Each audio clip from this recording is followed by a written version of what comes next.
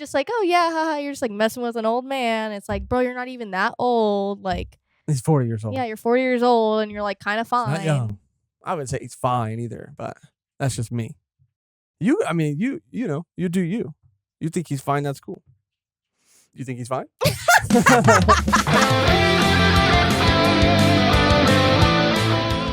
Hello and welcome back to another episode of Volume 1, the anime and manga podcast where we highlight and discuss new series each week. But today we're back again with another classic Volume 1 episode to talk about Behind the Supermarket, Smoking with You, which means that my name is Josh Nicotine Withdrawals Michaels, and I am joined by... Mehgan Double Trouble Perrine. Why Double Trouble? Did you read it? Yeah, I guess now that you say that, it makes a little more sense. That was an aggressive way. Yeah, what do you mean? What are you talking about? Anyway, thank you for tuning in to another episode of Volume 1, like I mentioned. But moments ago, we're talking about Behind the Supermarket, Smoking with You. It's been highly requested. We're talking about the first 12 chapters, which we have deduced is close to what the first volume will be covering. There are 24 chapters total. And researching it said that there was 2 volumes out as of this recording. So 12. Yeah. So we're thinking that that's right. As with all of these Volume 1 episodes, please make sure that if you like this kind of content, to hit the like button, subscribe to the channel if you haven't already, leave a comment, letting us know if you've checked the series out or not, or if you do decide to check it out based on all of the things that we are about to talk about today. But I want to talk a little bit about the characters now. Really, in the chapters that we are going to be covering here today, we only meet 3 characters, and even after that I only think we meet like 1 or 2 more in the totality of 24 that are currently out, right? But we meet 3 characters, Sasaki, Yamada / Tayama, and then we meet Goto, who are the working salary man, the girl who works at this supermarket convenience store, and then her manager. 3 characters, but all extremely, extremely charming. And I have to say that, like, even though we didn't meet anybody else, I was so invested in these 3 characters. I mean, obviously Sasaki and Yamada, who we're going to find out why they have 2 names in a minute. But I was so incredibly invested in all of these characters, even so much so that when we got to finally meet a 3rd character, I didn't feel like we needed to at that point. Like, I felt like I could have just continued to watch these 2 characters interact forever. And maybe while you talk a little bit about that, I'll pull up a synopsis so we can get a better idea of people watching and listening can get a better idea of what the series is actually about. So it'll make a little bit more sense when we start to talk about the characters. Yeah. But yeah. Yeah, I really enjoyed them too. Again, it was I am a big fan of manga or anime that, I mean, as an adult now, it definitely is something I like look for more than I used to as like a child, like a teenager. High school stuff was like, yeah, I can relate to that. And now it's like not so much. It makes me feel more nostalgic than relating to the characters, but for sure going into like adult series with like adult characters, it makes me appreciate them more, I guess. Oh yeah. And it makes me appreciate like who they are and like their situation, like having a job that you don't really like and having like finding just one thing to like get you through the day is like so important. And I was like, wow, I can totally relate to that. Yeah. Heavy, hardcore. I can super relate to that. Especially right now since I'm, going through some nicotine withdrawals. I was about to say this is probably not the best manga choice for the week. I'm gonna buy a pack of cigarettes now after this. I know. I know. But just in case you're watching and you still have no idea, or listening and you still have no idea what the story is about, sorry. We're still trying to figure out our new format, and so sometimes we forget things or remember things, after we should have already mentioned them. So the synopsis for this story is Sasaki, an overworked salaryman, finds a release on his daily tensions in the customer service of Yamada, a winsome, cheery supermarket cashier. One day he finds himself working late and finding Yamada already done with work for the day. Goes for a smoke. He finds a mysterious woman, Tayama, who invites him to the smoking area behind the store. This is Wikipedia. not the best. It's like kind of overly complicating the. It's really just about a dude who works at a job, and his only release is going to visit this one cashier. He goes for a smoke, and is invited by a different girl. Brando, like a rando in the back of the convenience store, and they just smoke with him back there. It's just about that, and they just pretty much bond over being smokers. And I talking about like the characters too, like having a older one of the main characters, just be kind of. It was just surprising. It was just not. I didn't expect him to be like creepy or anything, but sometimes you have to be like. Is it gonna go creepy? But no, it wasn't creepy. He's just like, this makes me happy. Her happiness makes me happy. The other cashier, Yamada, that works at the store. It's not like a creepy, like, oh yes, like that hot girl's working at the cashier today. No, it's just like she makes me happy, and I'm sad. Yeah, I mean, he really does. There's so many opportunities for this man to be creepy, but every time, like, he is just so kind and so nice. I mean, even a little bit later, maybe towards the end of these chapters, there's a moment with him where he is trying to connect because there is an age difference between him and this girl. And he's just trying to connect to make conversation, like not to be creepy. And he ends up like, asking her because his coworker told him that brands of cigarettes can say a lot about the person who smokes them. His coworker says like, oh yeah, young people really talk about that stuff a lot. And he just brings this up randomly, mind you. So, Sasaki takes that back to the convenience store to tell Yamada that, or Tayama that, whatever. And we'll get into that. But, and she said, yeah, that young people do talk about that, but it always like is kind of dirty. And it's always kind of like, it's depending on who is delivering the information. You remember this chapter, right? And he's like, oh my God, like I didn't mean to be dirty. Like that wasn't my intent. Like he's so pure that even something that like he finds out ends up having like somewhat of a like sexual or dirty connotation freaks him out. And he is so overly apologetic, like gets on his knees and like stops the conversation. He goes, I am so sorry. I had no idea. And he's proved himself to her by this point. So she's like, yeah. Like, I totally understand. But that's just to go against your point or to actually reinforce your point about him not being creepy. Like, he is so the other way. Yeah. Even though there is a romance at play for sure. Yeah, for sure. Yeah. Anything else you want to say about the characters at all? Because, again, I think initially getting into it, I was worried for the same thing. How long was, this going to be wholesome before it got maybe a little sussy or even like how long was it going to be interesting? But damn, dude, these characters were so fun.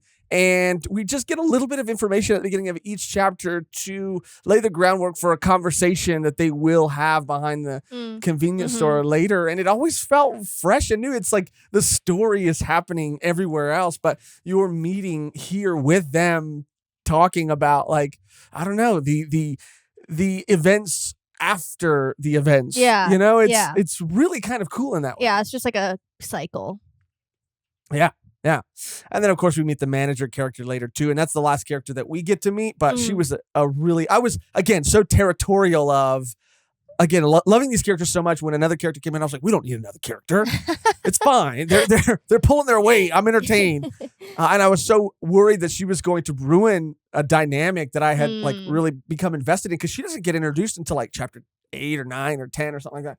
Yeah. And again, going to again, like the having a manga with adult characters, like these two women are just kind of so chill. Yeah. And they're just so like matter of fact, and like they're just so cool headed, I guess. And I really like that. Yeah, because even the youngest character is 24. Yeah. And I think him and the manager character reveal that they are around 40 years old. Yeah. And recording this, I am 24 as well. I won't be when this comes out. I will be still. Oh, no. I'll be turning 25 on Monday. It'll be, but when this comes out, the day this comes out, for everybody on YouTube, if you're a Patreon or YouTube member, early access, it will be your birthday. Yeah. It will be your actual birthday. I was like, 24. Fellow 24-year-old. And then I was like, not for Yeah, long. but being 25 is way cooler than being 24. It's just Really? a better number, yeah. Is that a SpongeBob reference? Not everything is a reference, Megan. Sometimes people just say things. 25. They say that in SpongeBob? Yeah. He goes, what's funnier than 24? 25. Wow. You don't know that? Megan, I watch SpongeBob. I enjoy SpongeBob, but I don't define, myself by moments I'm not from SpongeBob. you literally, it was a moment that I had to take advantage of because it doesn't happen very often. It was a moment that Imagine I'm getting the quote wrong. that would be Imagine really I'm getting the funny. quote wrong. I was like, what the fuck is That wrong would with be you? really funny. But Yeah. Anyway, you're gonna be you're gonna be so a great 25-year-old. No, you're gonna be so much better off as a 25-year-old than a 24-year-old. Okay. Okay. Thank you. Take it from a 40-year-old. Just kidding. Not 40. Almost. No, not close. Not even close. Anyway, so yeah, I really like the introduction of this new character, and only 3 that we meet in these 12 chapters, but they're all really great. Before we start talking about the story again, because the story, there isn't really a lot going on in terms of like plot, but it is about the characters and the conversations between them, which I really enjoyed, and I figure we'll spend the most time on that. But is there anything else you want to say about characters before we move on to art? Because this is also something I was very excited to talk about for one, I think, particular reason. I do like, again, just the dynamic between the two characters. I always like an age difference just because you can learn so much from both sides. And I think that'll happen a lot. Like there's a chapter where she's like helping him with his phone, and there's another chapter where he's like, giving life experience. And I really like those kind of conversations, and it really does keep things fresh because it's like two different perspectives, both adults, but like, on the other side of the spectrum almost. Right. Absolutely. I mean, yeah. And I like that they weren't caricatures of a 40-year-old or a 24-year-old. Like they felt like they were their age. And too, like, I mean, it is so fun because like in real life too, that tends to happen. Who you surround yourself with, if you're doing something that's like kind of not like everyone else, there are people that like are with you, but if everyone else is kind of like, yeah, that's bad, we don't do that, like you kind of bond with other people that do that. And I feel like smokers are so that looking for a section to smoke, everyone else is like, ew, gross, you stink, like nasty, and they're like, I'm just trying to find a place to smoke my cigarette. And then there's like this little community of like the one smoke stop or whatever like area that all the smokers are at, and they're just talking and just kind of like vibing, and they're like, we're like, you don't feel like you're not like a rebel, but you kind of feel like one, and that's how you bond more with other people. And I like that they already have that connection, I guess, with smoking, and like how like sharing advice on how to stop smelling or people complaining about it. And I just thought that was really cute to like already off the bat have something in common, not just like a guy that like walks behind a convenience store and is just right. Oh, there's a girl here, let's talk. Because again, there is camaraderie in smokers, between smokers, because as someone who I know your dad has smoked cigarettes his whole life, and you had a brief period of time that you smoked cigarettes, and then got into vaping, and I smoked cigarettes for probably about like 15, 16 years before I switched to vaping. But that camaraderie is real. It's so real. I say that to say like it is so incredibly real. You feel that. And I feel like, vaping and smoking cigarettes are both like, equally, I would say, like unhealthy. Maybe not equally. I think smoking is slightly more unhealthy than vaping, while both are still not good things that you should be doing if you're trying to take care and want to take care of your body. But I will say that I think smoking is so much cooler. Like, it's more social. I mean, it is like specifically like, I mean, I'm sure you kind of relate to that too. Like when I don't really like frequent bars as much anymore, but when I did frequent bars when I smoked, it was like a whole nother level. It's like I could talk to these people inside and also outside. There's just like a social thing like about it, and I feel like these people would never talk to each other if there wasn't a smoke involved. Well, that's what's kind of again cool about it is you're still talking about the characters here, like they are from two very, very, very different worlds, and this is the one thing that like unites them, brings them together. And like I said, it exists. I remember being, I think I started smoking when I was like 16, but I remember, when I got older and started working when I was like 17, 18, I remember, the group of friends that I remember making at that specific point in my life was because of smoking cigarettes. Like I would be on my lunch break, there'd be a group of people all smoking cigarettes. I would go over there, started talking to them, or I would be somewhere else smoking a cigarette. They would see me, ask me for a cigarette or a light or something. I don't know. Some things just happen and you come together, and then they became like like my friend group, like a big part of my life. And it is just so interesting. And there is something cool about it too. Like a vape, you could do it kind of anywhere, but a cigarette, nothing beats having like a physical representation of how much time you got to talk, because when you're vaping, you're like, there's no real good moment to like leave.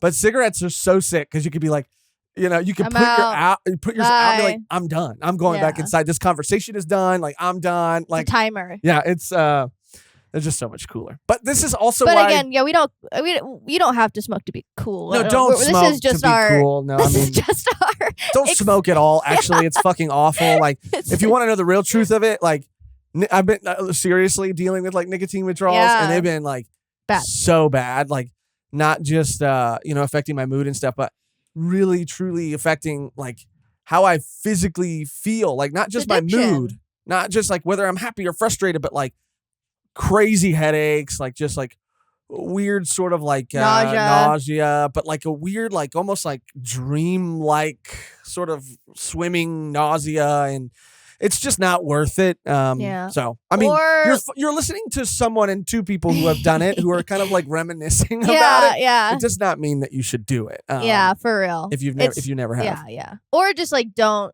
be like a quitter and never give up, and keep just smoking until.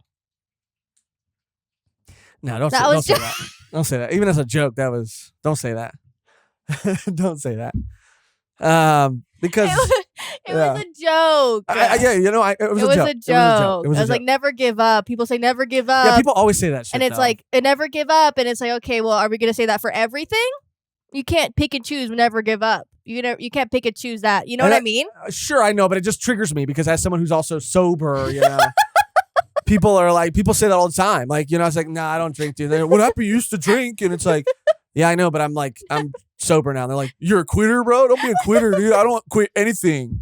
I don't quit anything. Like, I know it's a joke, but it's also like, I really triggered you. I'm so sorry. It was literally a joke. Yeah. No, I know it's a joke, but. Yikes. Camera 1, camera 2. Am I right? And that's the thing about, cigarettes and smoking and stuff too, is that like, that's why I think it's so hard, and I've done it for so long, is because I did quit drinking, and I felt like I needed to have something. I needed to have one thing, and now that one thing is gone. Take up yo-yoing. Again? Yeah. I've been there, done that. Mastered it. Walked the dog, UFO, Baby in the Cradle, done it all. I don't like the names. Baby in the Cradle was sick. Walked the dog. I even invented one called Motorcycle. That was pretty fun, which they kind of sound like sex moves, except for Baby in the Cradle, which maybe also, who knows? Anyway, back to the story. And that's why I have a deeper appreciation, I think, for this, how these characters unite, because I can personally relate to this, and it does feel like it's coming from the perspective of someone who can also relate to this. For sure. But let's talk about the art now for a little bit before we start talking about the story. The art is something that drew me immediately to wanting to read this. If you haven't seen it.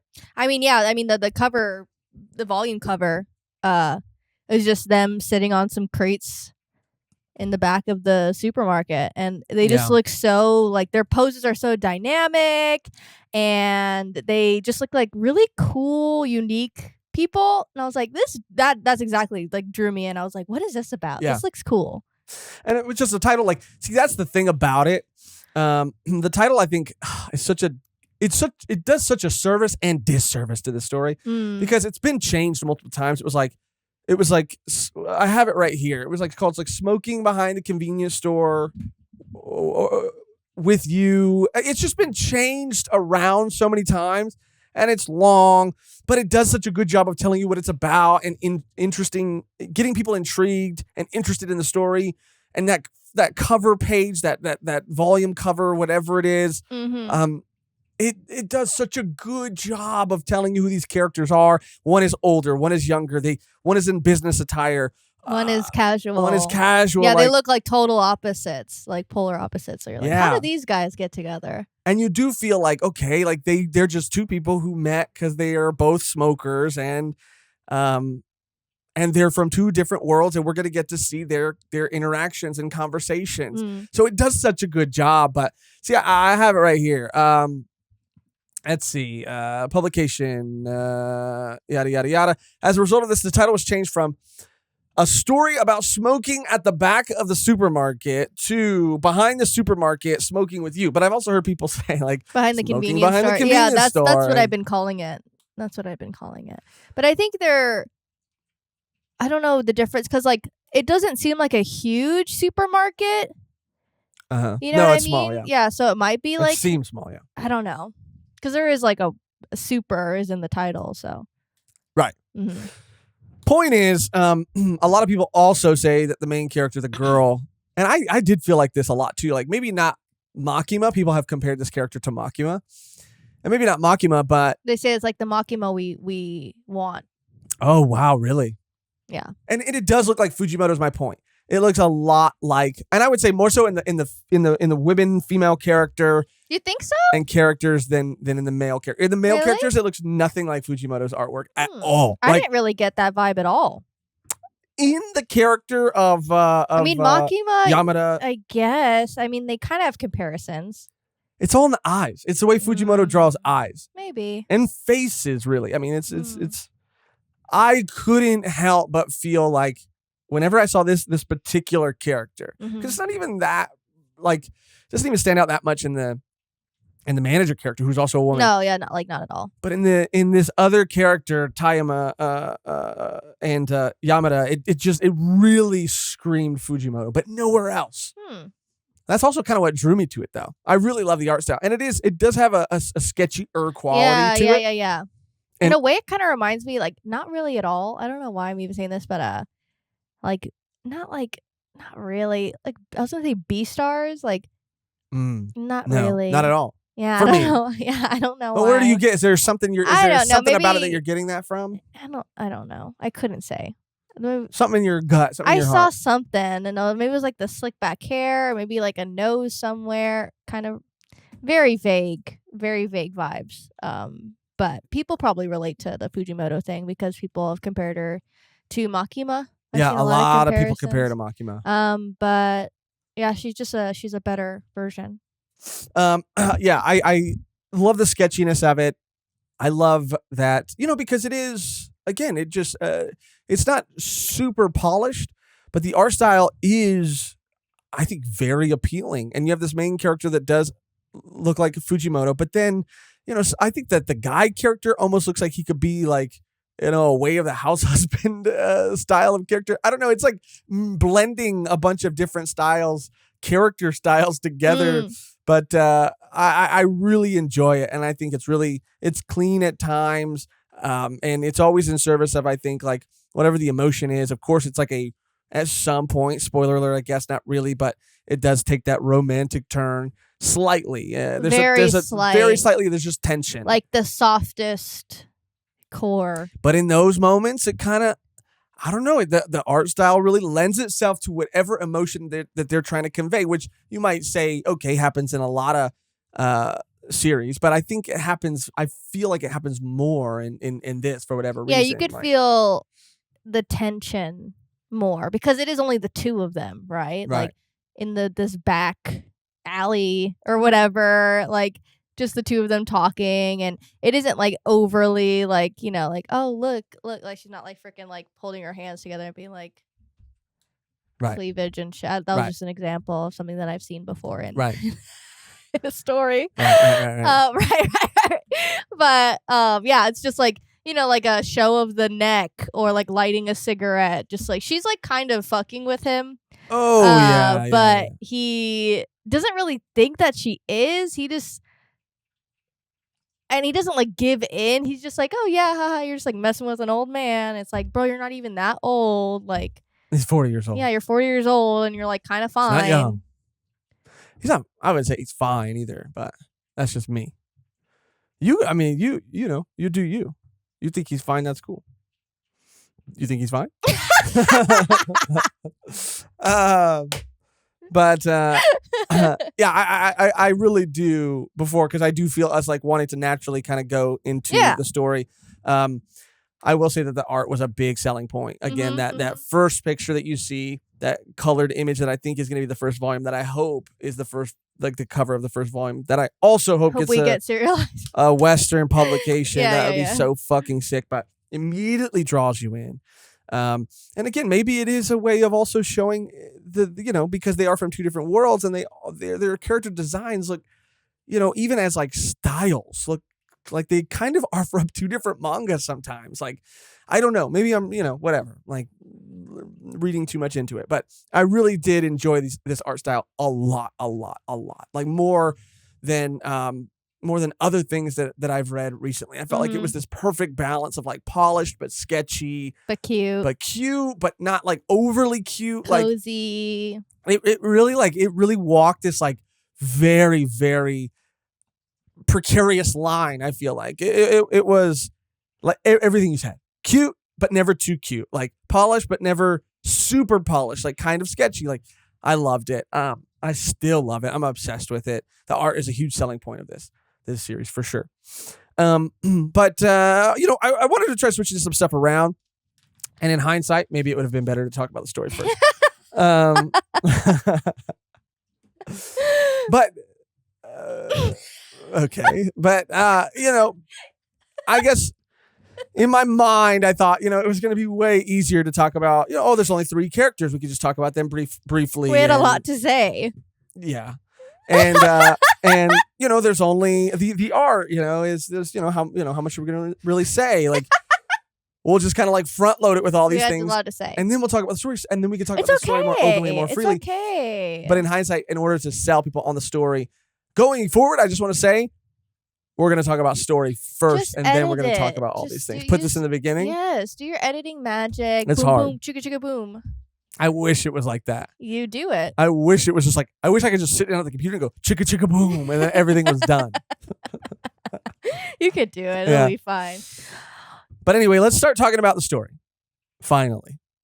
And there's always timestamps below, too. So if you got this far and you didn't know that, there's, always going to be, hopefully going forward, timestamps in future episodes so you can jump around wherever you want to jump around. But Mehgan, how did you feel about the events of the story? Because it is just snippets of conversation. Yes. That's what that's what I really liked. I had mentioned before. Like, it is just a kind of like interaction, not really like crazy full conversations. Which makes sense because I think my mic went out. Oh, your headphone went out? No. Oh, there we go. Yeah. Anyway, sorry guys.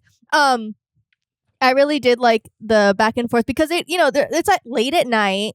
Like, we learn later why this person's in the back of the convenience store. He's on his way from work just to pick a couple things up.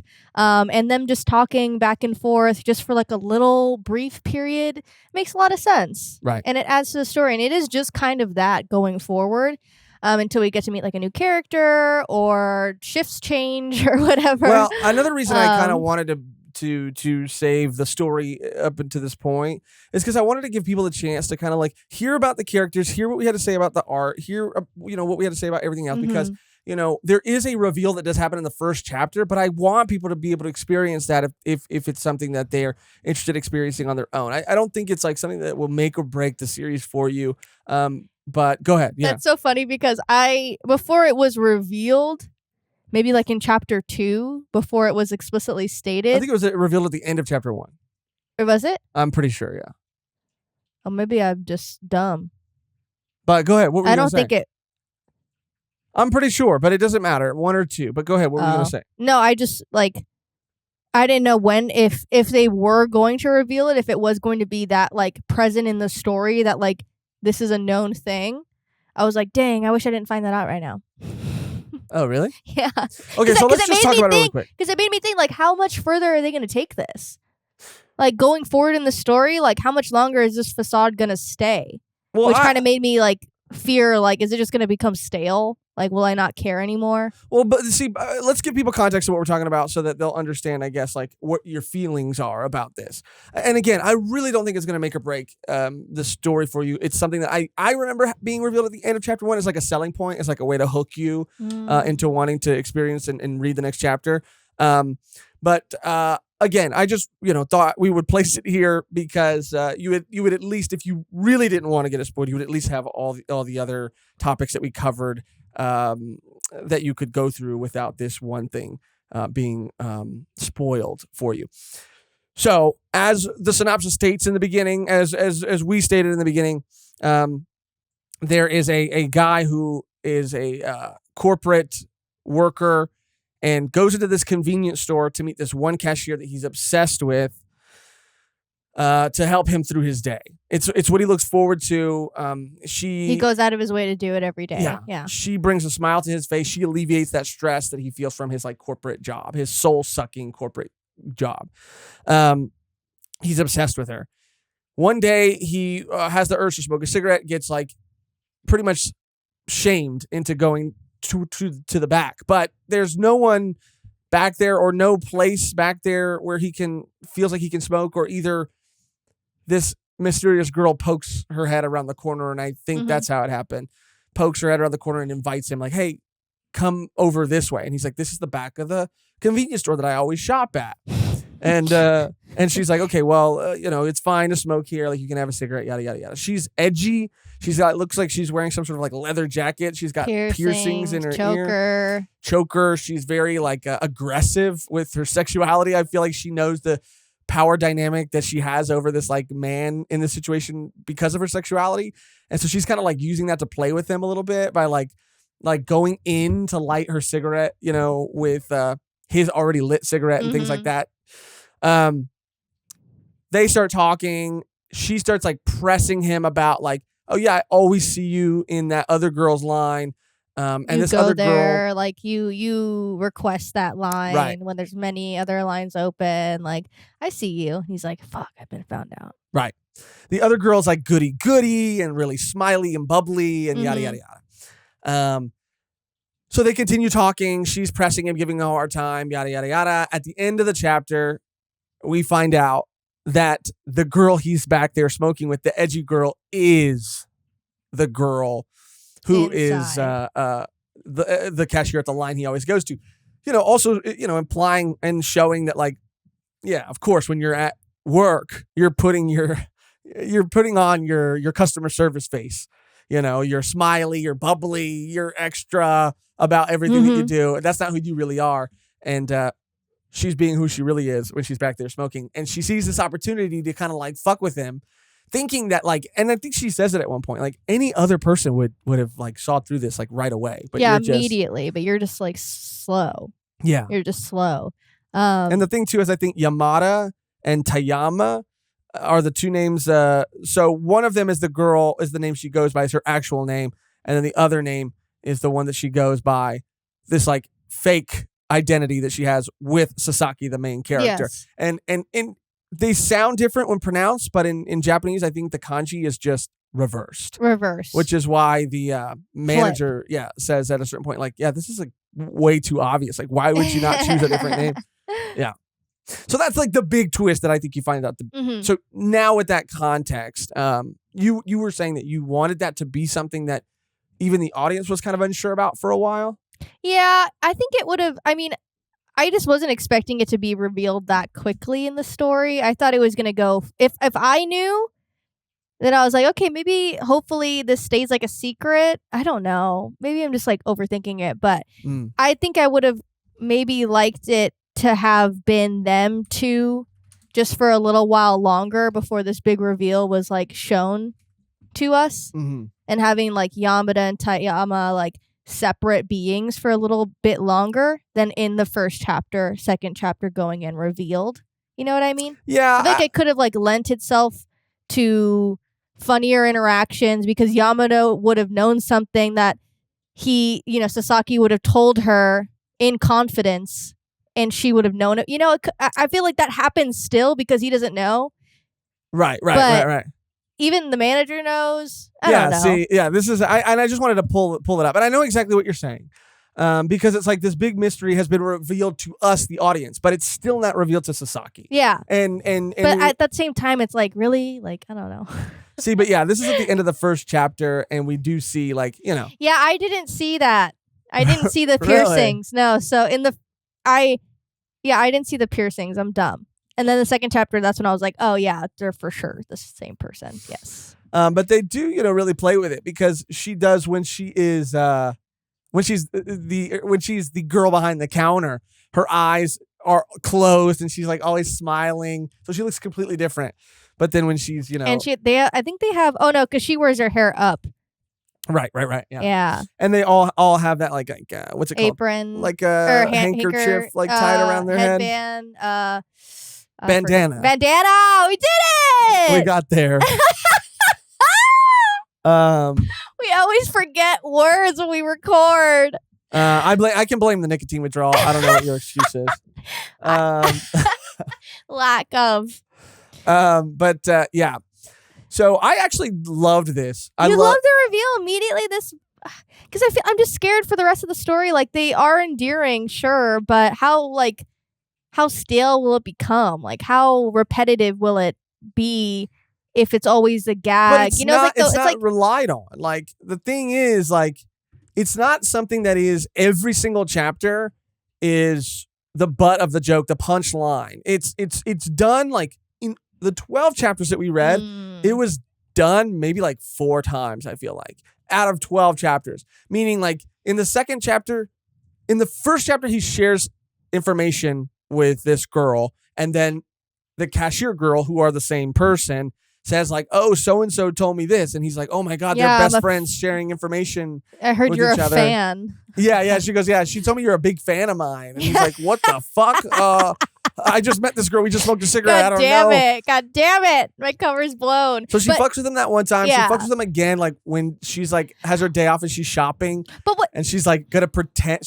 She's like, she could just go up to him and be herself, but then she's playing with it. But again, these things can't happen if we don't know that she's both people. I know. They are fun moments. And it's not heavily relied on. It's, Because even you disagree. If you disagree, I just disagree to it. Like, what's the end game here? But this is some slice of life fucking rom-com shit. There is no fucking end game, dude. It's going to be 100 chapters of this. Like, bigger stakes. Like, the stakes are, the budding romance between the two of them that, like, bro, you act like you don't fucking love this shit. Like, you don't read it all the time. Like, this isn't your fucking bag. Like, it's the budding romance. And I actually feel like this is, like, unfolding more naturally and at a more satisfying rate than, like, so many other things. Like, because there's one. It's 12 chapters, Megan. Damn. Woo! I just have my grievances. That's it. Please express them. I already expressed them. Okay, let's talk about the romance then. It's also a part of the story. Do you buy it? Do you believe it? Do you like the rate at which it's unfolding? Like, I buy how do you feel it about all that? I just wonder if he will reciprocate. Yeah, that's what I wonder. Well, you have to look. Okay, this is, I think, the problem, and I'm really curious to see how it's handled, because he is someone who is, his whole thing is like, I'm a nice guy with no ulterior motive. But if he does end up in a position where he expresses his love for this person other than her just like cheering him up, then there wasn't an ulterior motive for him to like hang out with this other girl because he didn't know they were the same girl. Mm-hmm. But there was an ulterior motive for him going to the store, which, doesn't necessarily make him a weird guy. It will be interesting if there is something in the story later on where he does ask like Yamada out instead of Tayama. And he's like, well, I like your personality more. Like, thinking like, you make me happier, even though like Tayama definitely probably makes him happier because she's like an actual person and not just like a caricature of a person. Right. But like, how hurt would she be if like he continues to be like, oh, Yamada this, Yamada that? Like, it is her. And I saw someone in the comments was like, Is she jealous of herself? Like, is she jealous of like he prefers this version of her? You know, that's where I can see it getting. I just thought of that right now. That's where the complexities I think can fester. I want a little spice, you know? And it'll come because I really think that's what it is. Like, you know, again, when you work at your job, you know, especially if you're in a customer service industry, like you aren't always 100% who you are when you're taking someone's order or checking someone out at the register. That's why, you know, as someone who worked as a waiter in the service industry, there was, you know, common knowledge. People would make fun of each other and go up to each other, make fun of their server voice or whatever. When you're at a table, like, welcome to so-and-so. Yeah, like, what's yours? You know, what's your customer service? I swear to God, I swear to God I didn't have one. It's so annoying. No, it took me. I swear I didn't have one. No, I swear. And it took me probably, because I worked as a waiter for 13, 12 years, something like that. So it wasn't like, it was like the first 3, 4, maybe even 5 years. I maybe had a server voice, but at a certain point, you know, you just figure out a way. Honestly, you figure out that like, not that like, it doesn't matter how nice you are, people are still gonna shit on you. No, you know, but that's interesting, you know. That's real. Yeah, to an extent. You know, because it's like if you're too nice and they're gonna step all over you, but if you talk to them like human beings, they might be more inclined to treat you like one. That is interesting, and I you know, I would maybe agree with that, but I mean, for me, it just is like some people want this like overly phony, nice, faceless server to bring them things, right?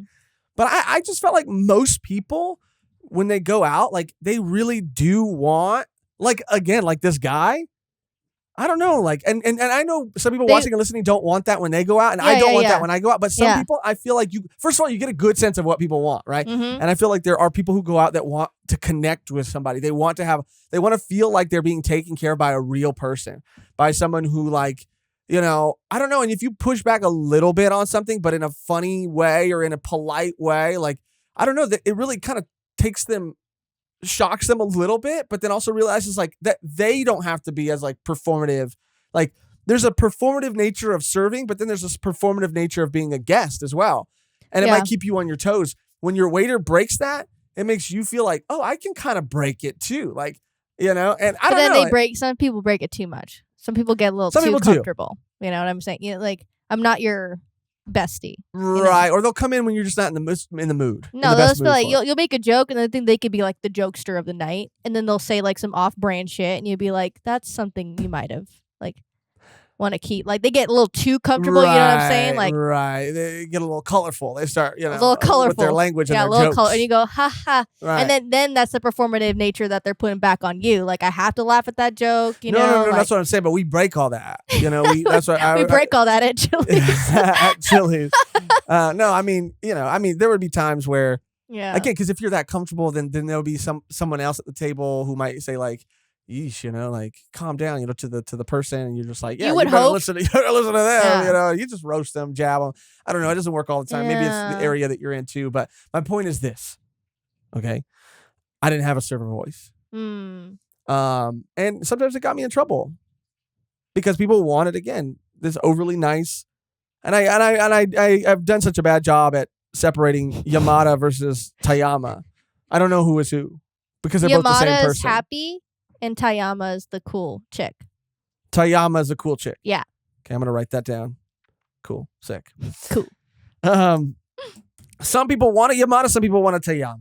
But I think what's going back to the jealousy point, I don't think it's she's jealous. I think it's like, damn, she really likes this guy for who he is. She gets to see who he is, but he likes her for this fake version of herself. That's what she really is. That's what I mean. And you be crazy. She's jealous of the person that she's put out there because there are people that are genuinely like that and it's not performative that he can go be with.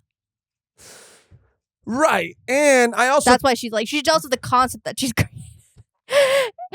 Well, I think it's like, I don't know, a little more nuanced than that. I don't think it's that she's jealous of this concept. I don't think it's that she's jealous necessarily. I don't think she's jealous. I just think that, you know, I don't know.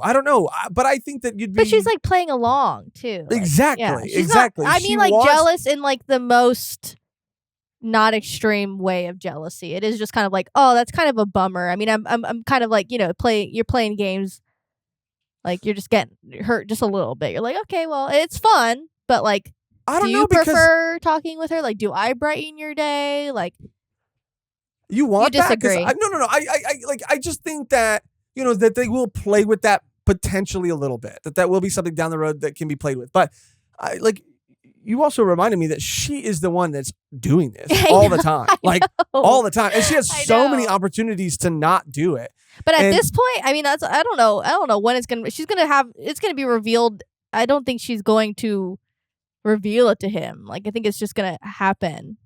It's gonna like unravel or something. Sure, and that and then they might play with the whole trust thing or whatever thing. But like, I really believe that she is constantly battling her conscience. I think like her little Jiminy Cricket, because at the end of certain chapters, like there'll be these like really dramatic moments that hit harder to me than the romance sometimes, which the romance fucking hits in this shit. Like, it's so crazy when she gave him her jacket by the vending machine and she like grabbed the sleeve. There was something so like personal and intimate about that. I was like, bro, this shit is fucking crazy right now.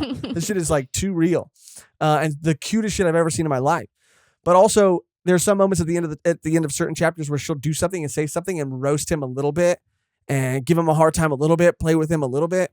And he'll get really genuinely embarrassed, or he'll get really genuinely kind of flustered and hurt, not in a cute way, but like in a self-deprecating, potentially sort of way. And she'll just kind of be there like, damn, I feel genuinely fucked up about that.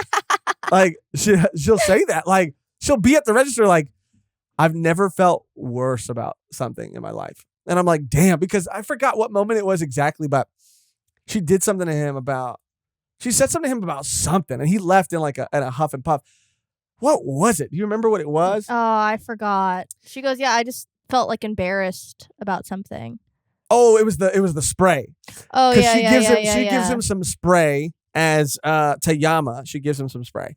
And then he comes in line and sees her as Yamada, and she's fucking with him and goes like, ooh, you smell like Tayama a little bit. Like, and he's like, oh, well, I didn't know how much to put, and so I just kind of maybe I put too much on. And she's like, yeah, it's like a lot or something like that. And he's like, fuck. And he's just like, kind of like, fuck, dude. Like, that was embarrassing. Damn it. Yeah. And then he like leaves, and then she's like, I feel horrible. Like, it was crazy. It was crazy.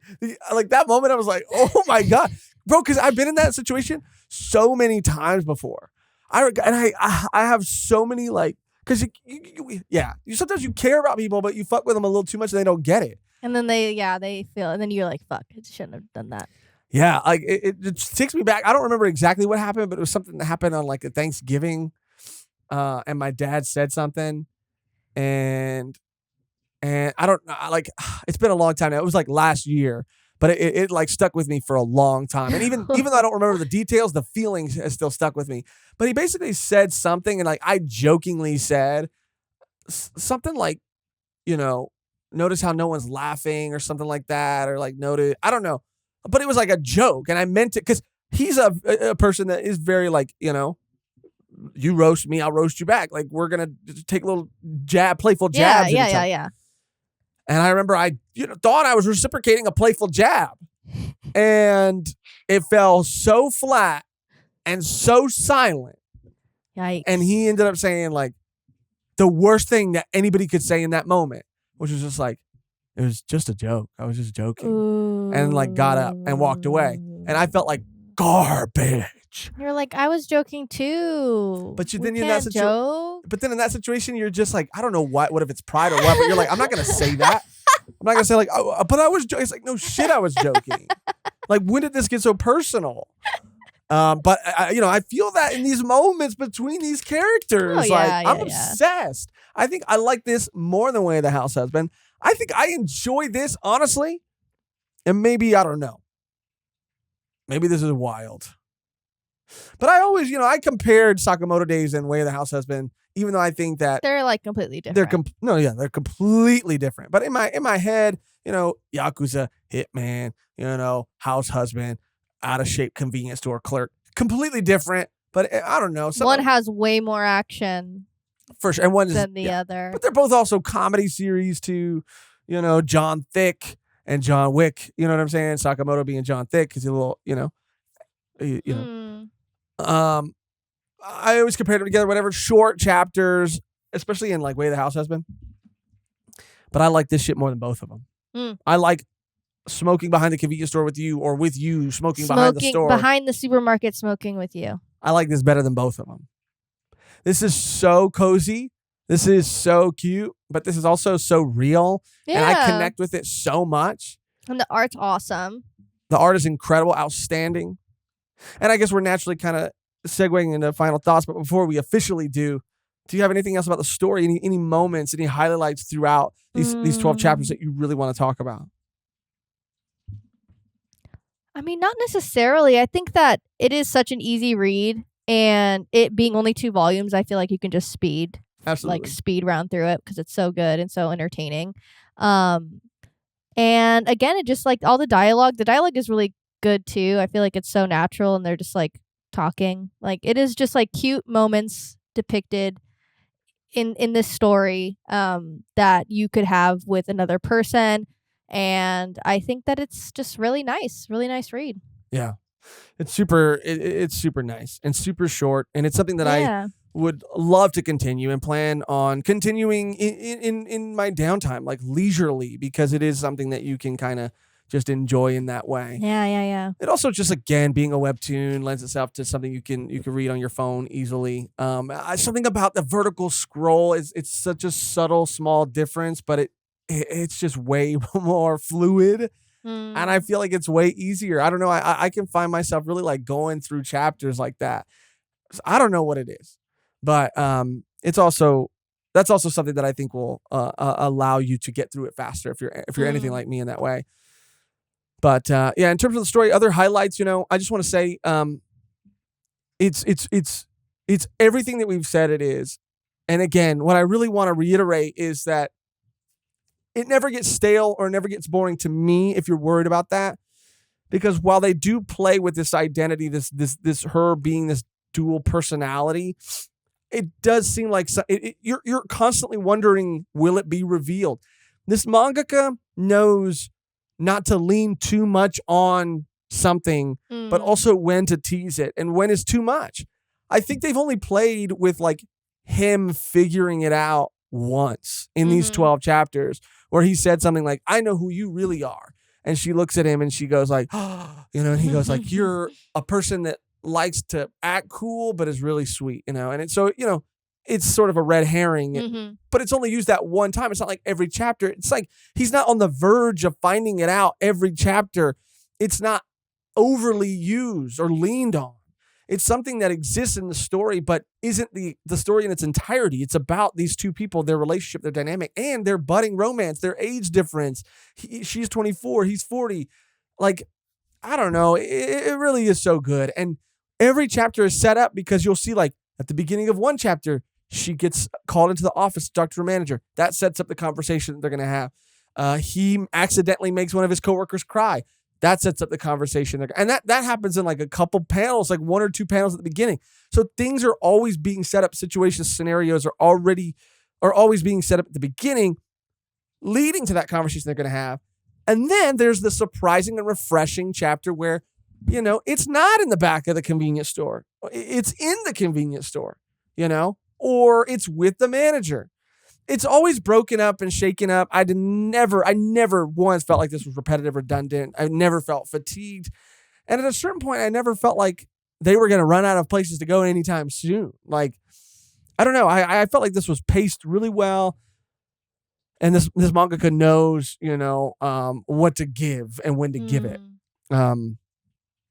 And even the romance isn't something that's heavily like leaned on in every chapter. Like, the romance, it's designed so when you do get it, like that jacket scene, that jacket moment, like it hits so hard because everything else, romance-wise, can be interpreted as like, is that romance or is that just like two people like becoming friends? Yeah, and just like starting to like each other as people.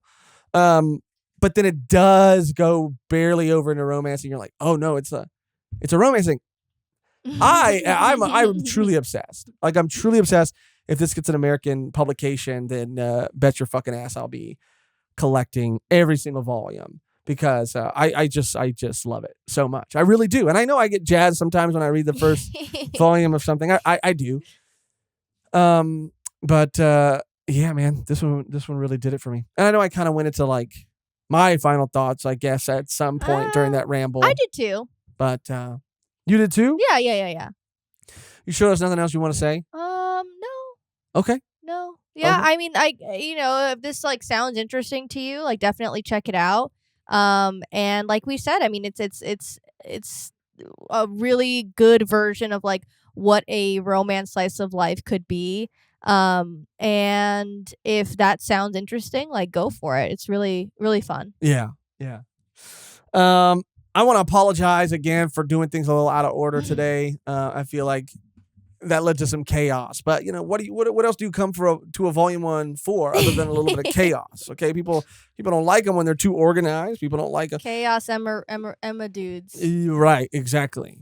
So yeah, like I said, we're still working everything out and trying to break everything up into these more structured categories so that we can put timestamps and include those more throughout episodes so people could jump around and navigate them more easily. Like I said, we're still figuring it out. So thank you for your patience. Thank you for hanging out. And I still had a great time. I still think this was a super fun conversation and a super great series that we were talking about and getting to cover today. Like Mehgan said, if you decide to check it out, let us know. I mean, if anything that we said sounded even remotely interesting to you, it's super easy. It's super something you could read leisurely while you're taking a shit, while you're doing whatever you're doing, whatever. You could say. Well, I mean, I just don't know what else people do leisurely. I mean, it feels like No. But I'm saying, like, when is the best opportunity and the best place to read? It's quiet. You know what I'm saying? Like, I don't know. Like, I just feel like, especially when you're now, smoking a cigarette. Read it while you're smoking a cigarette, bro. That would be freaking next level. If you already smoke, not if you never smoked before. Don't ever start smoke. it.